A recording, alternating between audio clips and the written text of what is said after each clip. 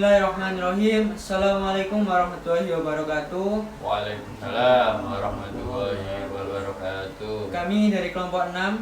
Sebelumnya perkenalkan, nama saya Muhammad Aditya Fatur Rahman. Perkenalkan, nama saya El Badriki Santoso. Perkenalkan, nama saya Guntur Permana Putra. Perkenalkan, nama saya Andika Bujang Prastio. Perkenalkan, nama saya Fandi Ahmad. Baik, di sini saya akan menjelaskan tentang aliran transendentalisme. Transendentalisme sendiri merupakan pengetahuan tidak terbatas pada pengalaman dan pengamatan saja, melainkan lebih dari itu. Secara harfiah, transendental berarti sesuatu yang berhubungan transenden.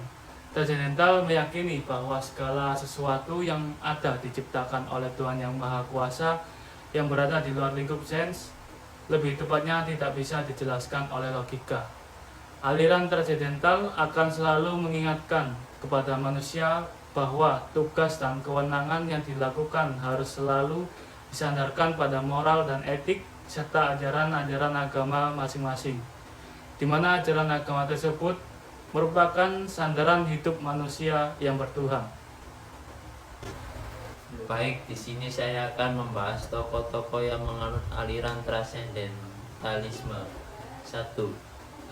Waldo Emerson. Dia dianggap sebagai bapak pendiri transendentalisme. Dia menekankan pada pentingnya intuisi dan pengalaman individual dalam mencapai kebenaran dan menolak ketergantungan pada doktrin agama atau filsafat. Yang kedua, Immanuel Kant adalah seorang filsuf Jerman yang dikenal sebagai salah satu tokoh paling penting dalam sejarah filsafat barat. Kant adalah tokoh sentral dalam aliran pemikiran yang disebut kritikalisme atau pemikiran kritis. Kant juga memperkenalkan gagasan tentang subjek transenden atau transcendental subject sebagai dasar bagi pengetahuan manusia. Menurut Kant, manusia memiliki struktur pikiran bawaannya memungkinkan kita untuk memahami dan menginterpretasikan dunia. Hanya aliran transendentalisme. Transendentalisme adalah gerakan intelektual dan sastra yang muncul di Amerika Serikat pada abad ke-19.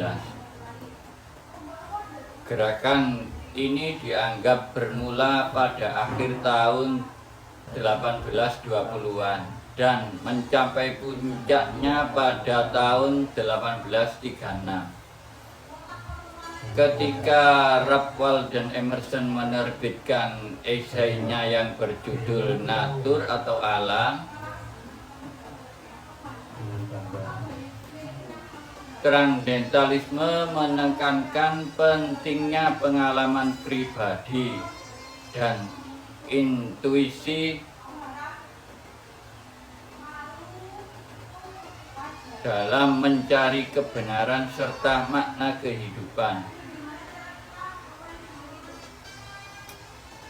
Gerakan ini menekankan pentingnya kemandirian dan otonomi individu serta mengkritik institusi sosial dan politik yang dianggap menghambat perkembangan manusia.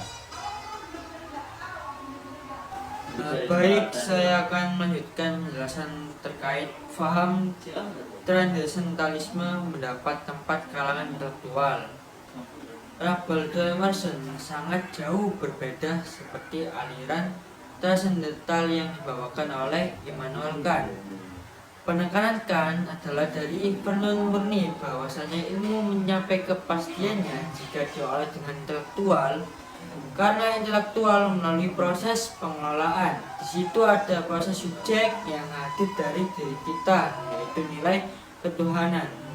Sedangkan di transendental Ralph Waldo Emerson, dia menekankan bahwa proses berpikir transendental itu bukan dari melalui proses dari logikanya, akan tetapi dari intuisi dan imajinasinya. Dalam hal inilah filsafat transendentalisme bisa diterima di kalangan para intelektual. Salah satunya ilmu ini menawarkan mengenai tentang upaya manusia menyelesaikan problem sosial dengan tidak melihat sesuatu itu di luar dari diri kita, melainkan kesatuan dari rasa diri kita. Lihat bahwasannya itu interconnection untuk perubahan kehidupan, dan nilai itu dapat dipahami dari adanya pengaruh faktor pertama, yakni disebut spiritualitas mengenai Allah atau keadaan horizontal batin melalui gejala alam dan sosial. Baik, di sini saya akan melanjutkan dari penjelasan teman saya, yakni di dalam Transcendental Indonesia sangat baik diterapkan di sini karena Indonesia adalah negara dengan masyarakat yang religius, yang khusyuk sebagai bangsa. Gerakan Transcendental ini harusnya sangat didukung sekali karena itu terbaca dari Pancasila, dari sila pertama yang berbunyi ketuhanan yang Maha Esa. Di sini kita bisa melihat bahwasanya dalam nilai menjalankan kehidupan berbangsa negara, Indonesia berlandaskan dengan nilai spiritual dan itu sebagai batu fondasi masyarakat. Lalu karena historikal kita pernah dijajah oleh Belanda, maka kita ikut pada tradisi budaya berhukum zaman pemerintahan Belanda yang ditinggalkan dan mengikuti gaya berhukum positivisme. Akan tetapi, nyatanya aliran positivisme tidak mampu untuk mewujudkan keadilan secara material dari gaya hidup warga negara Indonesia yang diasuh oleh nilai religius. Dari sini kita simpulkan lagi bahwa harus ada identifikasi mengenai refocusing terhadap budaya bangsa dalam pembuatan hukum. Karena hukum lahir ditinjau dari segi budaya yang mereka jalani, dan hukum bisa sesuai dan selaras dengan pergerakan dari nilai masyarakat yang ada di dalam bangsa tersebut. Maka persoalan dalam hukum yang ada di dalam masyarakat, keadilan yang material dan nilai esensial bisa terwujud dalam bentuk kepatuhan masyarakat karena hukum sudah sesuai dengan jalur tradisi masyarakat dan selaras juga dengan fondasi ideologi yang dibuat.